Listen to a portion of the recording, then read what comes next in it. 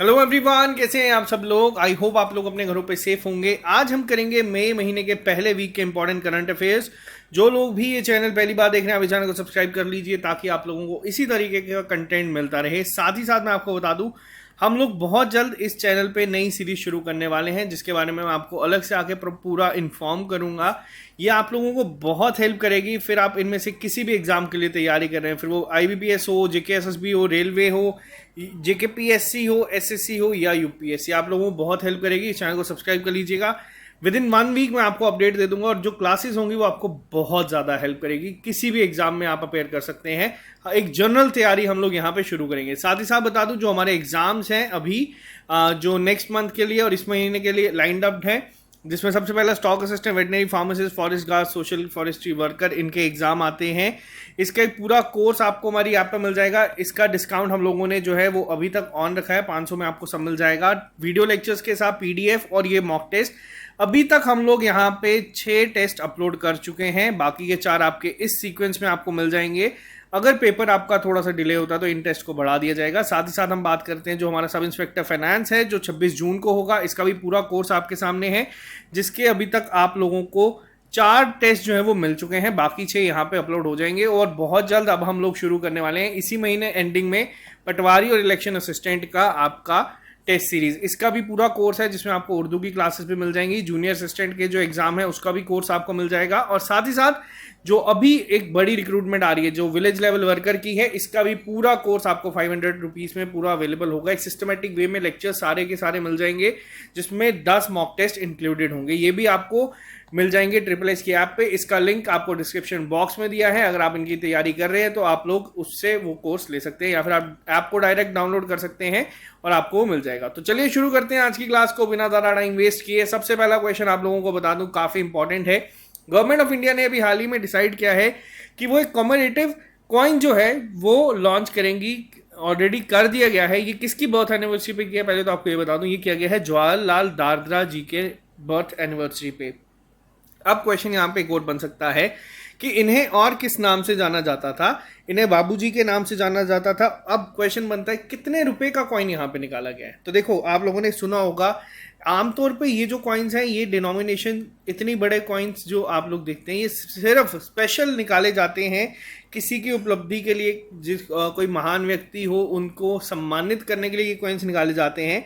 तो जवाहरलाल दादरा जी के लिए किया गया है। इन्हें बाबूजी कहा जाता था। अब ये हैं कौन, पहली चीज तो आपको ये बतानी चाहिए। 100 रुपए का कॉइन निकाला गया है। ये लेट फ्रीडम फाइटर थे, सोशल वर्कर थे, फिलांथ्रोपिस्ट थे, एजुकेशनल थे और फाउंडर थे लोकमत ग्रुप ऑफ न्यूज़पेपर के, जिसे आज की डेट में लोकमत मीडिया भी कहा जाता है। तो ये इसके फाउंडर थे, जो फ्रीडम फाइटर थे ये थे। तो इनके जन्म दिवस पे 100 रुपए का कॉइन निकाला गया। अब 100 रुपए का कॉइन पर्टिकुलरली क्यों? क्योंकि ये इनकी 100th बर्थ एनिवर्सरी थी। ठीक है, ये चीज़ भी आपको बतानी चाहिए।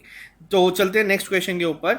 नेक्स्ट क्वेश्चन की अगर हम बात करें, अभी हाल ही में स्वच्छ भारत मिशन के तहत, स्वच्छ भारत मिशन अर्बन 2.0 के तहत national behaviour change communication framework for garbage free cities launch किया गया है।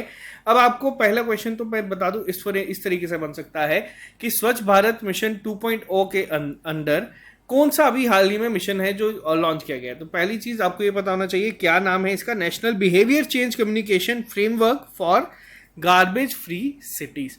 तो अब क्वेश्चन यहाँ पे हम लोगों ने इस तरीके से फ्रेम किया, क्योंकि देखो मैंने आपको एक चीज पहले बताई है, जितने भी आप लोग पेपर देते हैं, जो भी आपको कभी गवर्नमेंट की या सेंटर स्पॉन्सर स्कीम्स पे क्वेश्चन देखने को मिलता है, वो कौन सी स्कीम्स होती हैं? वो ज्यादातर वही स्कीम्स होती हैं जो काफी पहले शुरू हुई, या तो उनका मान लीजिए कि एनिवर्सरी आ रही है, जैसे उनको साल पूरे हुए न्यूज में थी, तो वो पूछा जाता है। स्टैटिक जीके नाम की कोई चीज नहीं होती है।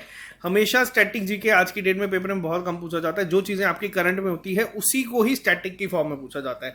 अब ये क्वेश्चन यहां से बन सकता है कि स्वच्छ भारत मिशन अर्बन 2.0 यानी कि SBM 2.0 किस मिनिस्ट्री के अंडर आता है। पहली चीज तो आपको बता दूं, ये आता है ministry of housing and urban affairs के अंडर।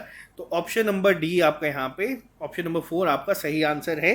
तो यहाँ पे इन्होंने शुरू किया है। अब इस फ्रेमवर्क के तहत होगा क्या? इस फ्रेमवर्क के तहत कोशिश की जाएगी ताकि एक ब्लूप्रिंट दिया जाए स्टेट्स को, सिटीज को जो इंटरेस्टेड है launching large scale multimedia campaign along with intensive and focus interpersonal communication campaign. तो यहाँ पे कोशिश की जाएगी ताकि एक फ्रेमवर्क इस तरीके का सेट किया जाए जिसके तहत नेशनल बिहेवियर चेंज, अब आपको नाम से भी चीज़ें यहाँ पे समझ आ गई होंगी, तो इस पे काम किया जाएगा।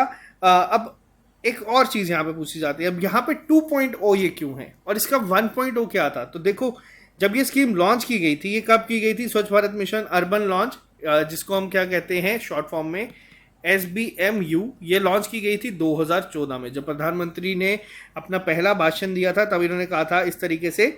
और जो सेकेंड एडिशन है इसको वर्चुअली इवेंट के दौर पे इसको लॉन्च किया गया था, स्वच्छ टॉक, स्वच्छता की ज्योत।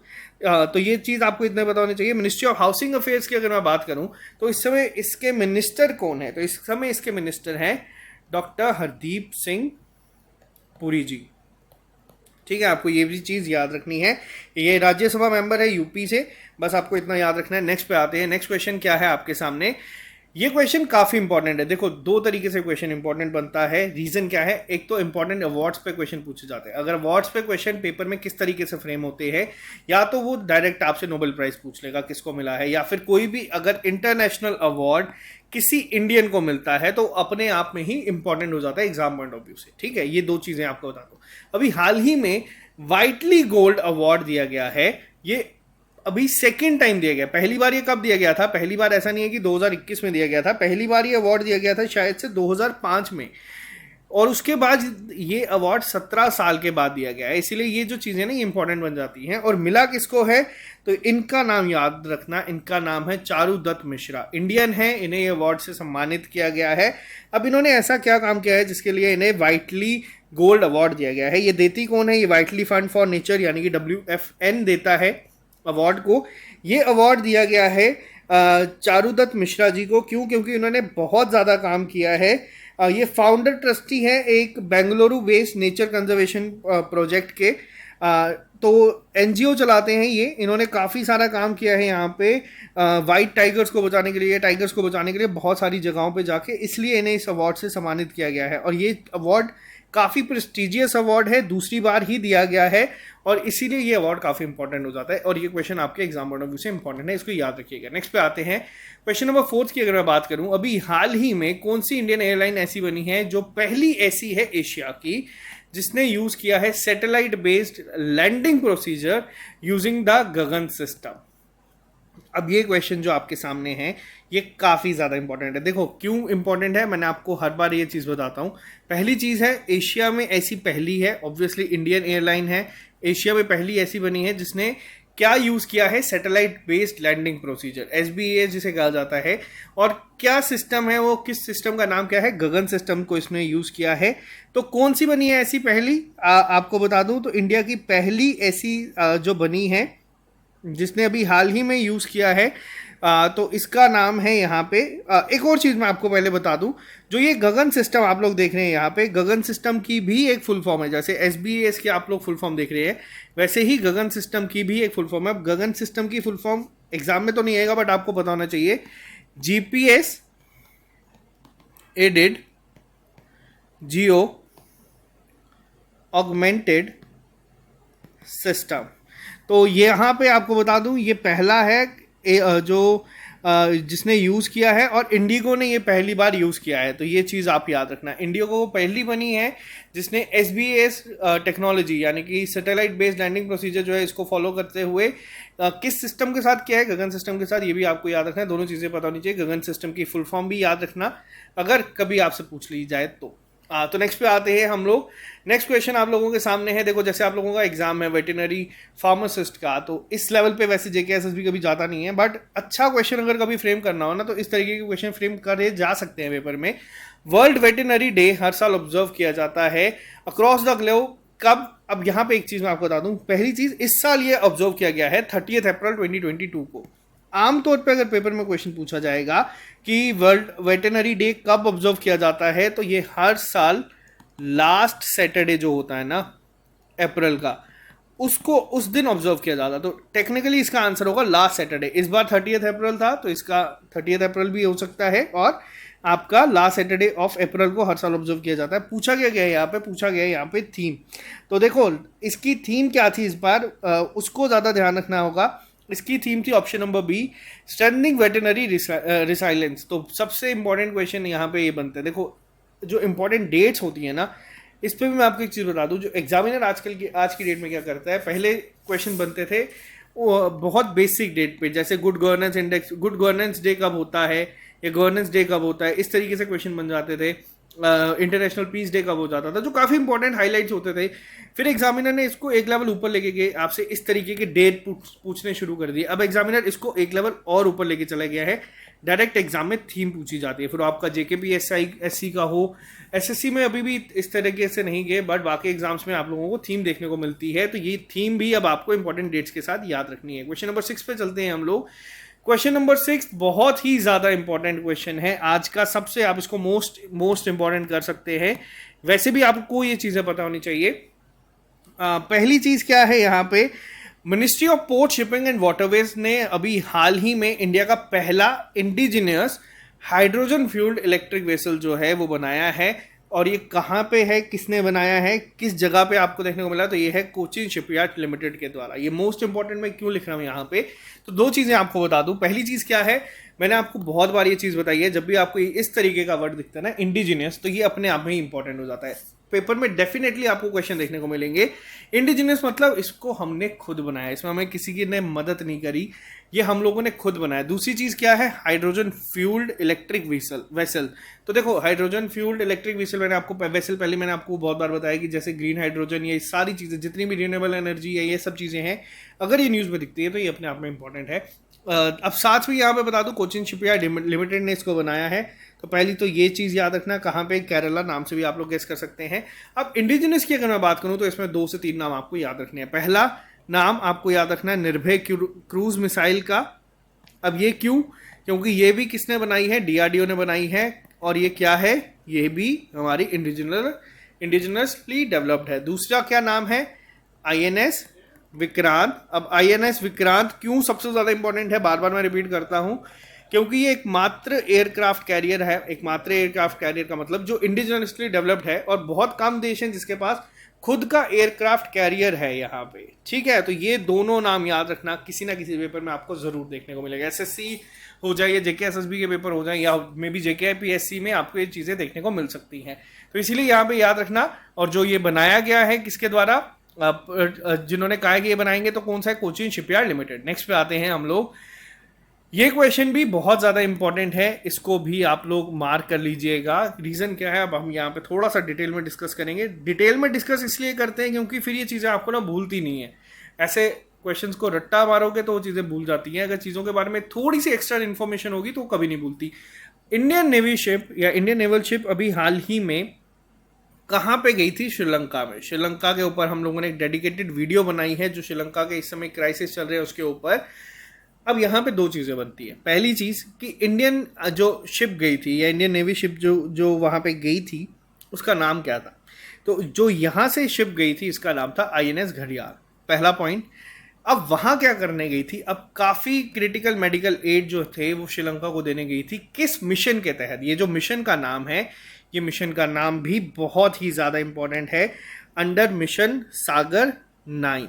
बहुत ज़्यादा इंपॉर्टेंट है, इस चीज़ को याद रखना, आपको पेपर में पूछा जाएगा। रीज़न क्या है, मैं आपको बताता हूँ। रीज़न ये है क्योंकि श्रीलंका खुद न्यूज़ में इतना ज़्यादा है। श्रीलंका के क्राइसिस इस समय इस हालत में पहुँच चुके हैं, वहाँ पे 16 से 17 घंटे का पावर कट लग रहा है, इंक्लूडिंग हॉस्पिटल, स्कूल्स के अंदर। वहाँ पे पेपर्स को पोस्टपोन किया जा रहा है क्योंकि इनके पास पेपर खरीदने के पैसे नहीं हैं। जो हमारी डेली बेसिस में चीज़ें यूज़ होती हैं, जिसमें जैसे आपका दूध या चावल हैं, उनके प्राइसेस भी 500 रुपये को क्रॉस कर चुके हैं। श्रीलंकन अगर रुपये की बात करें तो उसको, तो बहुत बुरी हालत में इस समय चल रहा है। इकोनॉमिक क्राइसिस आए कैसे, उस पर हमने डिटेल में एक वीडियो बनाया, हो सकेगा तो वीडियो ज़रूर देखना, काफ़ी इन्फॉर्मेशन मिलेगी। तो यहाँ पे 2 नाम क्या है, पहला जो शिप गई थी उसका, दूसरा नाम क्या इसका है इंपॉर्टेंट, जो मिशन यहाँ पे हम लोग चला रहे हैं उस मिशन के तहत आपको ये दोनों चीज़ें याद रखनी है, ठीक है। ये कंसाइनमेंट भेजी गई थी यहाँ पे, जिसमें अप्रॉक्सीमेट 760 किलोग्राम जो है 107 तरीके की क्रिटिकल लाइफ सेविंग मेडिसिन जो थी वो भेजी गई है यहाँ पे, जो श्रीलंका में भेजी गई है। ऑफिशियली कंफर्म भी किया गया है हेल्थ मिनिस्टर जो श्रीलंका के उनके द्वारा। तो ये चीज़ याद रखना, डिटेल में ये नहीं याद रखना कितना गया है, बट ये याद रखना किस मिशन के तहत और कौन सी शिप लेके गई थी। नेक्स्ट की अगर हम बात करें, अब ये क्वेश्चन पेपर में कैसे पूछा जा सकता है, आपसे क्वेश्चन पेपर में इसी तरीके से पूछा जा सकता है। एक रेलवे स्टेशन था जिसका नाम था मियाँ का बाड़ा, ठीक है, इसका नाम बदल के अब कर दिया गया है महेश नगर हॉल्ट। ये रेलवे स्टेशन आपको कहाँ पे देखने को मिलेगा? आमतौर पे जो नाम चेंज होते हैं वो ज़्यादातर हम लोगों को अगर गेस करना हम सोचते हैं कि यूपी में हुआ होगा, लेकिन ऐसा नहीं है। ये जो नाम चेंज हुआ है ये हुआ है आपका राजस्थान में। तो यहाँ पे ये कंफ्यूजिंग हो सकता है पेपर में। मियाँ का बाड़ा एक रेलवे स्टेशन है, अगर आप लोग कभी गए हैं राजस्थान तो आपको बता दूं बाड़मेर डिस्ट्रिक्ट में आता है, जिसको अब महेश नगर हॉल्ट के नाम पे चेंज कर दिया गया है। तो ये चीज़ आपको याद रखनी है। पहला जो आपको आजकल जो यहाँ पे आप लोग देख रहे हैं कि पेपर में पूछी जाती है चीज़ें, तो ये चीज़ भी आपको देखने को मिल सकती है। आंसर इसका राजस्थान है। लेकिन नेक्स्ट पे आते हैं हम लोग, अभी हाल ही में इंटरनेशनल लेबर डे कब ऑब्जर्व किया जाता है? देखो अब यहाँ पे क्या क्वेश्चन है, अब यही चीज़ मैं आपको बता रहा था। जैसे अभी आपके पेपर में पूछा गया था, जीएसटी डे के ऊपर क्वेश्चन पूछा गया था, लेकिन पूछा गया था कि पहली बार कब ऑब्जर्व किया गया था। क्यों पूछा गया था? क्योंकि जीएसटी डे आपका जुलाई में मनाया जाता है, 1 जुलाई को ऑब्जर्व किया जाता है। इसी दिन बहुत सारे डेज होते हैं, तो 1 जुलाई के साथ साथ 1 मई में भी बहुत सारे दिन होते हैं। इंटरनेशनल लेबर डे हर साल मनाया जाता है 1 मई को। इससे तो आपको ऑप्शन से ही पता चल गया होगा, ठीक है। लेकिन पहली बार इसको कब बनाया गया था? तो पहली बार इसको बनाया गया था कब? तो ये पहली बार आपका बनाया गया था, शायद एक मिनट रुकिएगा, फर्स्ट टाइम इसको ऑब्जर्व किया गया था 1890 में। ऑप्शन नंबर सी इसका सही आंसर है। लेकिन अगर कभी एग्जाम में पूछा जाएगा तो आपसे ये पूछा जाएगा कि इंटरनेशनल लेबर डे कब ऑब्जर्व किया जाता है, तो ये किया जाता है 1 मई को। तो इसमें कन्फ्यूजन नहीं होनी चाहिए यहाँ पे। अब यहाँ पे अगर हम बात करें एक और चीज़ के ऊपर, क्यों ये चीज़ की गई थी, यहाँ पे 8 और डे मूवमेंट चलाई गई थी ताकि जो स्ट्रगल होता था, जो वर्क डे होता था, उसको कम किया जाए। तो यहाँ पे अभी आप लोग देखते होंगे ना 9 to 5 जॉब जो कहते हैं, 10 to 5 जॉब कहते हैं, वो आप कभी कैलकुलेट करना, ये सब 8 और इसीलिए क्योंकि पूरा एक स्ट्रगल पहले चला था। आप लोगों ने कभी बंधुआ मजदूर भी सुने होंगे जो सिर्फ काम करते थे सारा दिन, 16-16, 18-18 घंटे। तो ये चीज़ें यहाँ पे ऑब्जर्व की जाती है। नेक्स्ट की बात करें, यही चीज़ मैंने आपको भी पहले थोड़ी देर पहले बताई है। मिनिस्ट्री ऑफ पेट्रोलियम और नेचुरल गैस ने रिसेंटली ऑब्जर्व करा है किस डेट को उज्ज्वला दिवस के रूप में, कि अब से जो उज्ज्वला दिवस है ये ऑब्जर्व किया जाएगा और सेलिब्रेट किया जाएगा अचीवमेंट्स ऑफ द प्रधानमंत्री उज्ज्वला योजना। अब ये चीज़ मैं आपको बता रहा था। देखो पेपर में हो सकता है आपको उज्ज्वला योजना पे पूछा जाए कि ये कब शुरू हुई थी, कैसे शुरू हुई थी, किस चीज़ के ऊपर है, तो आपको ये सारी चीज़ें पता होनी चाहिए। क्यों? क्योंकि ये अभी रिसेंटली न्यूज़ में थी। कब से होगा? 1 मई 2022 को अब हर साल ऑब्जर्व किया जाएगा किस डेट के लिए? उज्ज्वला दिवस के रूप में। अब यहाँ पे एक ट्रिक छोटी सी मैं आपको बता दूं। उज्ज्वला दिवस की ट्रिक क्या है? मान लो कि जितनी भी लेबर है उन सबको उज्ज्वला दिवस के दिन गैस सिलेंडर दिए, किसी भी तरीके से इसको याद कर लो। 1 मई को ये ऑब्जर्व किया जाता है। पहली बार ये कब शुरू हुआ था? तो पहली बार ये शुरू हुआ था 1 मई 2016 में। किस जगह से हुआ था वो भी चीज़ आपको बता दूं। बलिया जगह है। कहाँ पे? बलिया जगह है यूपी में। प्रधानमंत्री नरेंद्र मोदी ने यहाँ पे कहा था कि अब एलपीजी जो है कनेक्शन दिया जाएगा हर एक बिलो पॉवर्टी लाइन को। अब एक क्वेश्चन आपका और बनता है, अब कौन सी ऐसी पहली स्टेट थी जिसने सब घरों पे यानी कि 100% हाउस होल्ड को एलपीजी कनेक्शन दिया है? अब ये मैं आपको बता दूं, ये पेपर में क्वेश्चन पूछा गया था। तो ये किया गया है हिमाचल प्रदेश के द्वारा। अब एक और चीज़ मैं आपको बता दूं जो अभी रिसेंटली न्यूज़ में था, कौन सी ऐसी पहली स्टेट है जिसने 100% एलपीजी के साथ साथ स्मोक फ्री अगर हम बात करें जिसने शुरू किया है, तो वो कौन सी है? वो भी आपकी हिमाचल प्रदेश है। तो ये दोनों चीज़ें याद रखना, पेपर में पूछी जा सकती है। वैसे ही फर्स्ट स्टेट के ऊपर बहुत बार क्वेश्चन बनते हैं। थोड़ी सी फर्स्ट स्टेट में आपको यहाँ पे बता देता हूँ। पहली स्टेट ऐसी कौन सी है जो भी रिसेंटली न्यूज़ में था, जो रेबीज फ्री बनी है? रेबीज फ्री कौन सी बनी है? ये है गोवा। ये मैंने पढ़ाया था, यूपीएससी सीडीएस में पूछा गया था। कौन सी पहली स्टेट ऐसी है जो पूरी तरीके से ऑर्गेनिक थी? तो वो बता दूं आपको, वो है सिक्किम। सिक्किम ने यहाँ पे किसके साथ एमओयू साइन किया है? लद्दाख के साथ, कि 2025 तक ये इस पूरी स्टेट को क्या बना देगा? इस पूरी स्टेट को बना देगा ऑर्गेनिक, ठीक है, यूटी को। अब यहाँ पे आपको एक चीज़ मैं यहाँ पे और बता दूंगा, जो हम लोगों ने श्रीलंकन क्राइसिस के बारे में अगर थोड़ी सी बात की थी, ये मैं थोड़ी सी चीज़ें आपको एक्स्ट्रा बताता हूँ ताकि आपको चीज़ें याद रहे। अब यहाँ पे आप लोग एक चीज देखो, सिक्किम जो है ये कंप्लीटली ऑर्गेनिक बनी हुई है, फिर भी इसने कितने साल का टाइम लिया, 4 साल का अप्रोक्सीमेट, क्योंकि 2022-21 की न्यूज है ये। 4 साल का टाइम इन्होंने यहाँ पे लिया कि इसको हम ऑर्गेनिक बनाएंगे। श्रीलंका ने यहाँ पे इमीडिएट इफेक्ट से बोल दिया कि अब से हम लोग जो है बैन कर देंगे पेस्टिसाइड्स और जितने भी हम लोग केमिकल्स यूज करते हैं, जिसकी वजह से उनकी प्रोडक्शन गिरी, बहुत ज़्यादा गिरी। और इन्होंने वहाँ पे क्या देखा, फूड इन्फ्लेशन देखा, जिसकी वजह से जो आज इन चीज़ों पे है ना, जिस पोजीशन पे पहुंच चुके हैं कि प्राइसेस बहुत ज़्यादा बढ़ चुके हैं, वो कहीं ना कहीं इन सब चीज़ों की वजह से था। तो चलो ये सब आप उस डिटेल वीडियो में सुन लेना, आपको समझ आ जाएगा क्या किस चीज़ से श्रीलंका गुजर रही है। नेक्स्ट पे आते हैं, अभी हाल ही में कौन सी ऐसी इंडिया का पहला green field grain based ethanol production plant अभी हाल ही में इनॉग्रेट किया गया है, ये कहाँ पे किया गया है? तो जो इंडिया का पहला green field grain based ethanol production plant है, ये कहाँ पे लगाया गया है? तो ये लगाया गया है बिहार में। आपको बस इतना याद रखना है, इसकी वजह से कोशिश की जाएगी कि जितना भी यहाँ पे एक तो एम्प्लॉयमेंट बढ़ेगी, जब भी कोई इस तरीके का प्लांट लगता है उससे एम्प्लॉयमेंट ऑब्वियसली बढ़ती ही बढ़ती है, और कोशिश की जाएगी कि इस पर्टिकुलर प्लांट से 65,000 इथेनॉल पर डे निकाली जाए। तो चलो इसको बस आप लोग इतना याद रखना कि पहला greenfield grain based ethanol production plant कहाँ पे लगाया जा रहा है, तो वो लगाया जा रहा है बिहार में, जिन्हें आप यहाँ पे देख रहे हैं। यहाँ पे ये है नीतीश कुमार, जो इस समय बिहार के सीएम है। नेक्स्ट पे आते हैं, फूड एंड एग्रीकल्चर ऑर्गेनाइजेशन। देखो पेपर में आपके एक टॉपिक है important international and regional organisation, ठीक है, उसमें आपकी ये सब चीज़ें आती हैं। अब जैसे ये न्यूज़ में है ना, आपको यहाँ पे पता होना चाहिए कि इसका हेडक्वार्टर कहाँ पे है। तो इसका हेडक्वार्टर है आपका रोम में। रोम कहाँ पे है? आपका इटली में। अब आते हैं क्वेश्चन के ऊपर। एफएओ ने हाल ही में रिलीज करी है the state of the world's forest SOFO 2022 report, जिसने क्या कहा है कि टोटल कितने % फॉरेस्ट एरिया जो है अर्थ का वो खत्म हो गया है पिछले 30 साल के अंदर। और ये बहुत ही एक सरप्राइजिंग जो डेटा इन्होंने यहाँ पे दिया है, बहुत ही एक सरप्राइजिंग है। यहाँ पे 10.34% जो डेटा यहाँ पे फॉरेस्ट लैंड था वो खत्म हो चुका है, यानी कि अर्थ पे 34% जो है फॉरेस्ट वो खत्म हो चुके हैं। तो ये आपको बता दें काफ़ी एक अलार्मिंग सिचुएशन है यहाँ पे। और इससे क्या हो रहा है, जो ये डिफॉरेस्टेशन का जो रेट है पिछले 30 साल के कंपैरिजन में कहीं ना कहीं थोड़ा सा गिरा है, लेकिन ये चीज़ें बहुत ही एक खतरनाक है आने वाले टाइम में। अभी इनफैक्ट आप लोग भी इसको फेस कर रहे हैं, जो जैसे आप लोगों को मई में अप्रैल में जिस तरीके की गर्मी देखने को मिली थी, वो सब क्लाइमेट चेंज की वजह से हो रहा है, और कहीं ना कहीं ये सब चीजें उसके लिए जिम्मेवार है। नेक्स्ट पे आते हैं, the government of India recently launch the NOAR website to promote open access in the power sector. अब NOAR में आर क्या स्टैंड करता है? देखो जितने हमारे बैंकिंग के पेपर होते हैं ना, उसमें इस तरीके के क्वेश्चन बहुत बार देखने को मिलते हैं। NOAR क्या मतलब है? अब NOAR क्या है? तो ये है नेशनल ओपन एजेंसी रजिस्ट्री। पहला अगर हम बात करें, अब यहाँ पे होगा क्या, इंडिया ने लॉन्च किया है national open access registry platform, जिसके तहत ओपन एक्सेस मिलेगा पावर सेक्टर में।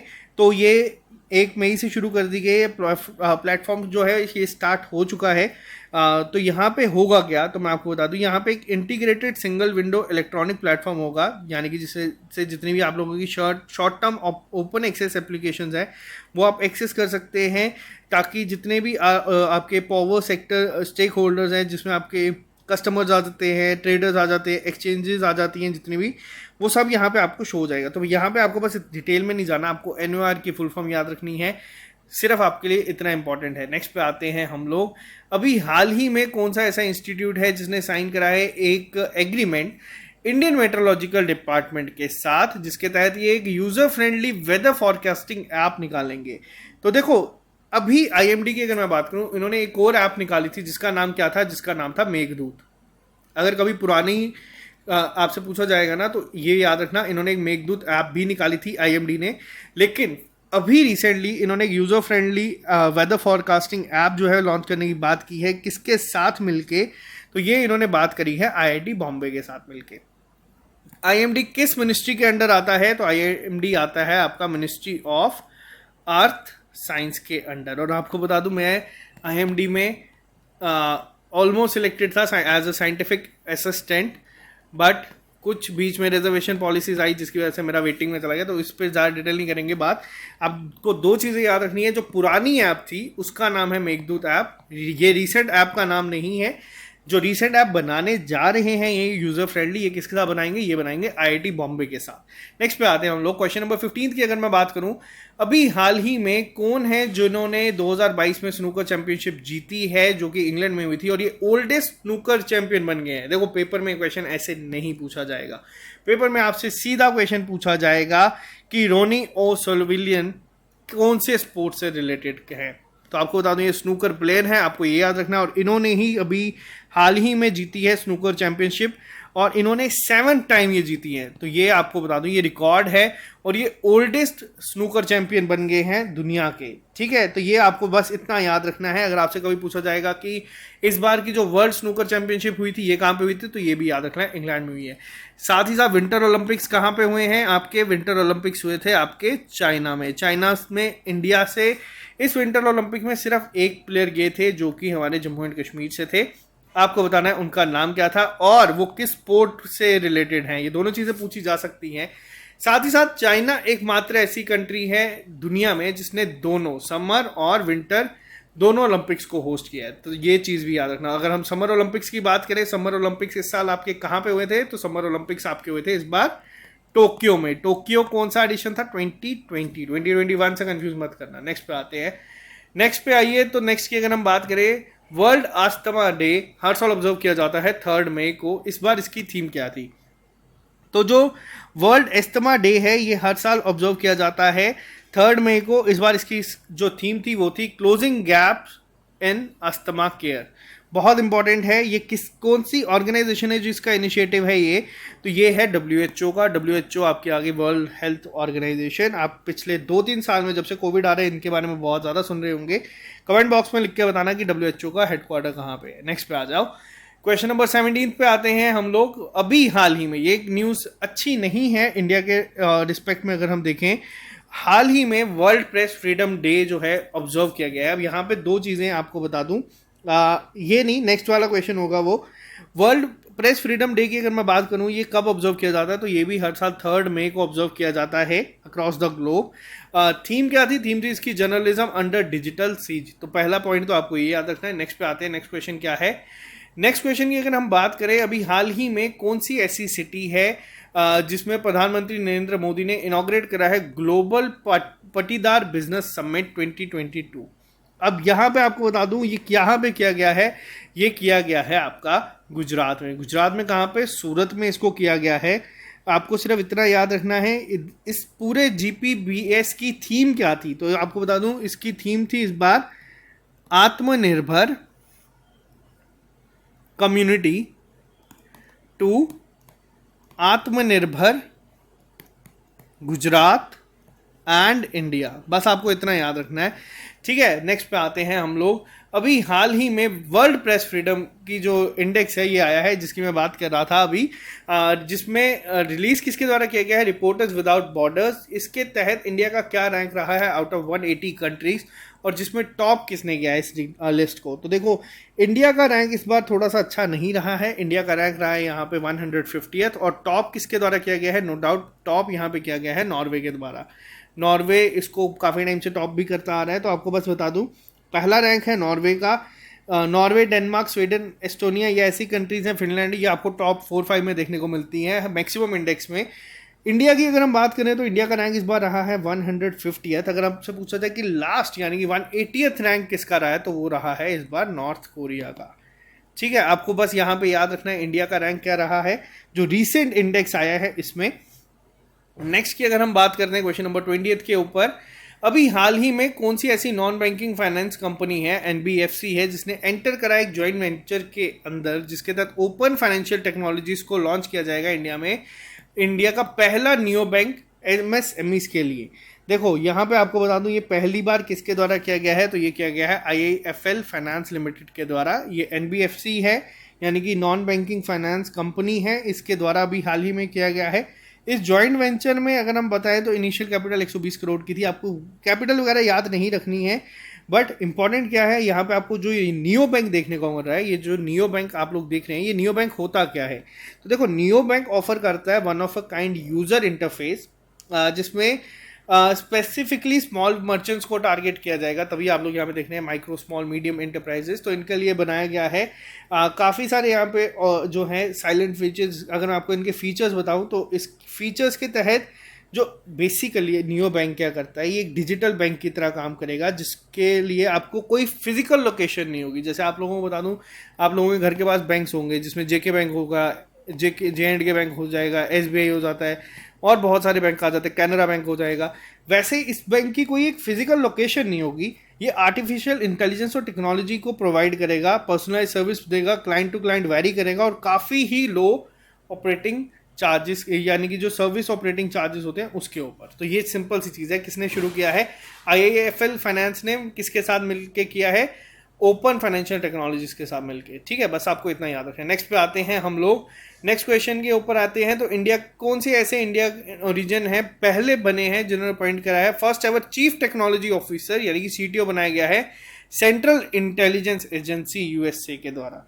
देखो, जो कोई भी अगर इंडियन इस पोजीशन पे पहुंचते हैं ना, तो वो ऑटोमेटिकली बहुत इंपॉर्टेंट हो जाते हैं। नाम क्या है इनका? तो इनका नाम है नंद मूलचंदानी। बहुत इंपॉर्टेंट है। CII, आप लोगों ने बहुत बार अगर हॉलीवुड की मूवीज देखी होंगी तो आप लोगों ने वहां पे नाम सुना होगा CA के बारे में। तो किसने किया है यहाँ पे, किसे बनाया गया है चीफ टेक्नोलॉजी ऑफिसर CIA का? तो ये बनाया गया है नंद मूलचंदानी को। नेक्स्ट पे आते हैं हम लोग। अभी हाल ही में इंटरनेशनल फायर फाइटर्स डे जो है ऑब्जर्व किया गया है अक्रॉस द ग्लोब। ये किस डेट को किया जाता है? तो ये 4 मई को हर साल ऑब्जर्व किया जाता है। पहली चीज़ तो आपको इतना याद रखना है, इसकी थीम इस बार नहीं थी कोई भी। नेक्स्ट पे आते हैं। अभी हाल ही में इंडिया का पहला ट्राइबल हेल्थ ऑब्जर्वेटरी, जिसका क्या नाम रखा गया है? जिसका नाम रखा गया है ट्राई हॉब। ये अभी एस्टेब्लिश की गई है किस स्टेट में?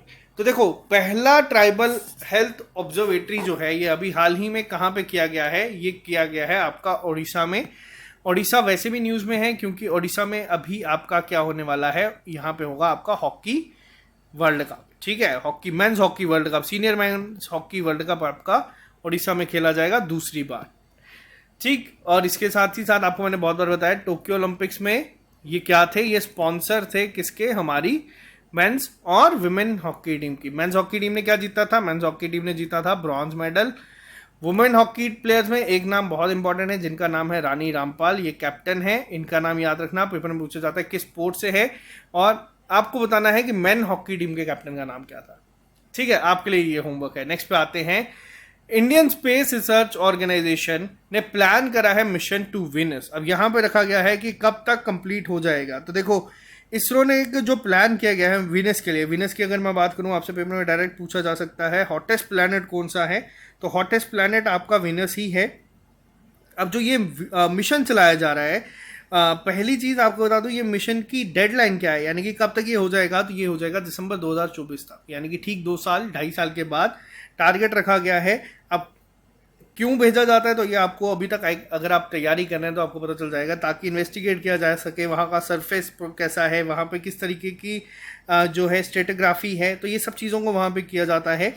तो पहली चीज़ ये है, इसरो यहाँ पे कोशिश करेगी ऑल्सो स्टडी करने की, जो वॉल्केनिज्म है या वहाँ पे, या जो लाइटनिंग क्रिएटर्स होते हैं, या क्या वहाँ पे ऑक्सीजन है या नहीं। तो ये सब चीज़ें जो हैं ये इस मिशन के ऊपर डिपेंड करती है।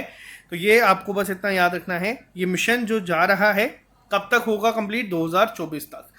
अब आपको एक और चीज़ मैं यहाँ पे बता दूँ, इसरो की अगर हम बात करते हैं, या अगर हम इसरो के साथ साथ अगर हम कभी बात करते हैं APJ अब्दुल कलाम की, तो APJ अब्दुल कलाम की अगर हम बात करें तो इन्हें किस नाम से जाना जाता था? इन्हें नाम से जाना जाता था मिसाइल मैन ऑफ इंडिया। क्यों? क्योंकि इन्होंने क्या बनाया था?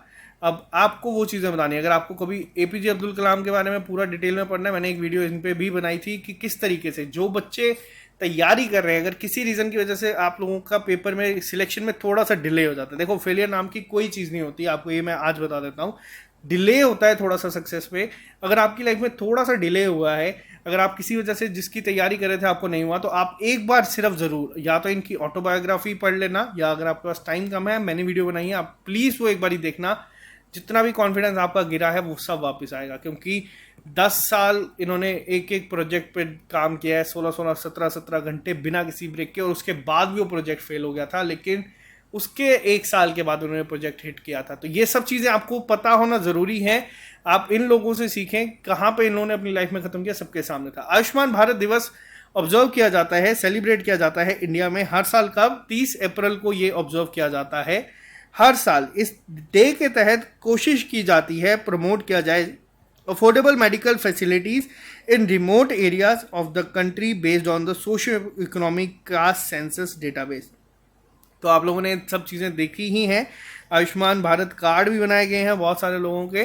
तो ये आपको याद रखना है कब मनाया जाता है, 30 अप्रैल के दिन ये हर साल ऑब्जर्व किया जाता है। नेक्स्ट पे आते हैं हम लोग, अभी हाल ही में कौन सी ऐसी स्टेट गवर्नमेंट है जिन्होंने रिसेंटली लॉन्च किया है vehicle movement tracking system, VMTS। अभी हाल ही में एक मोबाइल ऐप को बनाया गया है जिसके तहत ट्रैक किया जाएगा movement of sand mining vehicles.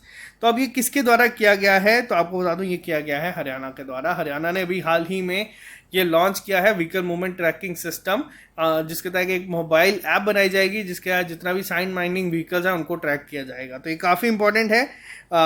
Haryana के बारे में अगर बता दूं, हरियाणा में पहला ग्रेन ATM आपका जो है वो लॉन्च किया गया था, ये भी याद रखना, ये बहुत इंपॉर्टेंट है। साथ ही साथ आपको बता दूं गवर्नर कौन है इस समय वहाँ पे, तो गवर्नर का नाम है बंडारू दत्तात्रेय जी। ठीक है, ये 2 चीज़ें आपको बताना है। कौन है इस समय CM आप बता देना। इजी क्वेश्चन, होमवर्क दे रहा हूँ, ज़्यादा डिफिकल्ट नहीं कर रहा।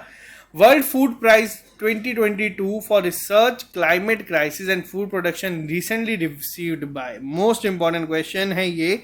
क्यों? क्योंकि देखो ये बहुत इंपॉर्टेंट अवार्ड है, ये हर साल जो अवार्ड्स मिलते हैं उनमें एक काफ़ी प्रेस्टिजियस अवार्ड है। ये किसे दिया गया है और किसके लिए दिया गया है? क्लाइमेट क्राइसिस के लिए। देखो अब मैं आपको एक और चीज़ बता दूँ, एग्जामिनर आजकल बहुत तेज़ हो चुके हैं। आमतौर पे आपको पता है जैसे नोबेल प्राइज़ मिलता है, नोबेल प्राइज़ बहुत इंपॉर्टेंट है, सबके सामने है कि जब ये अवार्ड मिलता है लोग बच्चे याद कर लेते हैं कि हाँ इनको मिला है लिटरेचर के लिए, इनको मिला पीस के लिए, इनको मिला है फिजिक्स के लिए, इनको मिला है केमिस्ट्री के लिए। अब यहाँ पे क्या है मैं आपको बताता हूँ, एग्जामिनर बहुत चालाक हो चुका है, वो पूछता है कि भाई क्यों मिला है, नाम लिख देगा कि नोबेल प्राइज़ मिला है पीस के लिए, लिटरेचर के लिए, क्यों मिला है, किस चीज़ के लिए मिला है। तो थोड़ा सा आपको पढ़ना चाहिए, हो सकता है आपको पेपर में कभी क्वेश्चन मिल जाए। वर्ल्ड फूड प्राइज मिला है अभी हाल ही में, नासा की थी ये, सिंथिया रोजनिविक, इन्हें मिला है। पूछा जाएगा कि किस रिसर्च के लिए मिला, तो याद रखना क्लाइमेट क्राइसिस और फूड प्रोडक्शन के लिए इनको ये अवार्ड से सम्मानित किया गया है। नेक्स्ट पे आते हैं हम लोग, क्वेश्चन नंबर 28 के ऊपर चलते हैं। अभी हाल ही में कौन सी ऐसी कंपनी है जो इंडिया की लार्जेस्ट बन चुकी है moving consumer goods company, surpassing Hindustan Unilever limited. देखो अभी तक जो हमारी इंडिया की अगर हम बात करें तो जो लार्जेस्ट मूविंग कंज्यूमर गुड्स थी कंपनी, जब से मैंने एटलीस्ट करंट अफेयर्स पढ़ना शुरू किए हैं तो मुझे जहाँ तक दिखता था वो थी हिंदुस्तान यूनिलीवर लिमिटेड। बहुत सारे प्रोडक्ट्स इनके आते हैं मार्केट में, लेकिन किसने इन्हें ओवरटेक कर दिया है, तो आपको बता दूं ये कर दिया गया है अदानी विल्मार लिमिटेड के द्वारा। अदानी विल्मार लिमिटेड ने इन्हें ओवरटेक कर दिया है। जो अभी हाल ही में अनाउंसमेंट हुई है Q4 के जो रिजल्ट्स आए हैं, जिसमें हर साल आप देखते हैं इस समय अप्रैल मार्च 31 तक आपकी क्लोजिंग होती है, उसके बाद जो आपके एनुअल रिजल्ट्स आते हैं उसमें इन्होंने इन्हें ओवरटेक कर दिया। तो अगर आपसे पूछा जाए इंडिया की largest fast moving consumer goods यानी कि FMCG कंपनी कौन सी बनी है, तो वो है आपकी अदानी विल्मार लिमिटेड, ना कि अब HUL। नेक्स्ट पे आते हैं, अभी हाल ही में कौन सी स्टेट ऐसी है जिन्होंने इनिशिएट करा एक स्कीम जिसका नाम है जिवाला स्कीम। ये पहली अपने आप की एक लोन स्कीम थी प्रिजनर्स के लिए इंडिया में। मैंने आपको पहले भी एक हिंट दे दिया था, मैंने पहले के करंट अफेयर्स में भी आपको पढ़ाया। महाराष्ट्र गवर्नमेंट ने कहा था कि जो जेल में कैदी हैं उन्हें अब लोन दिया जाएगा। अब ये जिवाला स्कीम क्या है, तो देखो जिवाला का बेसिक मतलब मराठी वर्ड है ये, जिसका नाम है अफेक्शन। ठीक है, अब इसमें होगा क्या, देखो यहाँ पे बहुत सारे लोग ऐसे हैं जो जेल में हैं, जो कि 3-3 साल से ज़्यादा हो चुके हैं और ये एकमात्र अपने घर के कमाने वाले लोग थे। अब इन्हें क्या होगा, 50,000 रुपये तक का लोन दिया जाएगा विद इंटरेस्ट रेट। अब इंटरेस्ट रेट भी यहाँ पे है अप्रोक्सीमेट, आप लोग मान के चलिए 6 से 7% का यहाँ पे इंटरेस्ट रेट जो है वो पे करना पड़ेगा साथ में, जिसमें 1% आपका जाएगा किसके लिए, 1% आपका जाएगा प्रिजनर्स वेलफेयर फंड के लिए, बाकी 6% बैंक वगैरह का जो भी होगा वो वहाँ पे देख लेंगे। लोन अमाउंट दे दी जाएगी, EMI में पे कर सकते हैं। तो बस आपको इतना बता दूं, ये पहली तरीके का किसने किया गया है, जिवाला स्कीम पूछी जाएगी किसकी द्वारा है, तो ये महाराष्ट्र गवर्नमेंट ने शुरू किया। आज का लास्ट क्वेश्चन पे चलते हैं। मोस्ट इंपॉर्टेंट क्वेश्चन है ये भी आपके एग्जाम पॉइंट ऑफ व्यू से। ई अधिगम एक स्कीम शुरू की गई है जिसके तहत 3 लाख टेबलेट दिए जाएंगे स्टूडेंट्स को। अब ई अधिगम जो स्कीम है ये किसके द्वारा लॉन्च की गई है? तो ये भी लॉन्च की गई है हरियाणा के द्वारा। हरियाणा ने अभी हाल ही में ई अधिगम को लॉन्च किया है जिसके तहत कितने दिए जाएंगे टेबलेट? 3 लाख टेबलेट, जो टैब्स आप लोग कहते हैं अपनी लैंग्वेज में, वो दिए जाएंगे। अब अधिगम की भी एक फुल फॉर्म है, अब ये आपको याद नहीं रखना बट मैं आपको बता देता हूं। Advance digital Haryana initiative of government with adaptive modules. ये अभी हाल ही में स्कीम जो है ये लॉन्च की गई है हरियाणा के द्वारा। तो इसके तहत टैब दिए जाएंगे ताकि जितने भी बच्चे हैं या वहाँ पे जो तैयारी कर रहे हैं, जो तैयारी नहीं, जो वहाँ पे बच्चे हैं उनको दिया जाए। मेन टारगेट होगा क्लास 10th 11th 12th के बच्चों को लिए, ठीक है। जो तैयारी कर रहे हैं वो हमारे साथ तैयारी करते रहें। तो ये थे आज के आपके important current affairs. I hope आपको यहाँ पे जो चीज़ें मैंने बताई हैं पेपर में हेल्प करेंगी। तो अगर आपको ये चैनल पसंद आता है आप इस चैनल को सब्सक्राइब कर सकते हैं ताकि आप लोगों को इस तरीके के अपडेट मिलते रहें। साथ ही साथ अगर आप लोगों को, अगर आप JNK से हैं, अगर आपको किसी भी कोर्स चाहिए जो फिर आपका जूनियर असिस्टेंट हो, सब इंस्पेक्टर फाइनेंस हो, विलेज लेवल वर्कर हो, VLW हो, या फिर आपका wildlife guard, stock assistant, veterinary pharmacist, election assistant, patwari, तो आपको सभी के कोर्स हमारी ऐप पे देखने को मिल जाएंगे। साथ ही साथ बहुत जल्द मैं आपको बता रहा हूँ कि अब एक ऐसा अपडेट मैं आप लोगों के लिए लेके आऊँगा जो आपकी एक जर्नल प्रिपरेशन है, जिसके लिए आप लोग जो कहते हैं कि बेसिक से कैसे शुरू किया जाए वो आपको मिलेगी और बहुत ही ज़्यादा आपको हेल्प करेगी वो आपकी तैयारी में। तो चलो आज के लिए सिर्फ इतना ही, मिलते हैं आप लोगों से जल्दी SSS 2.0 के साथ, जिसमें हम लोग चीज़ों को और इम्प्रूव करेंगे और आप लोगों को बहुत जल्द मैं सारा अपडेट यहाँ पे दे दूंगा। तो अभी के लिए bye bye, take care, all the best. मिलते हैं जल्दी नए लेक्चर के साथ। इस चैनल पर नए हो तो इसे सब्सक्राइब कर दो, वीडियो पसंद आती है तो इसको लाइक करके अपने फ्रेंड्स के साथ शेयर जरूर कर दीजिएगा। तो बाय बाय, टेक केयर, मिलते हैं जल्दी कल नए लेक्चर के साथ।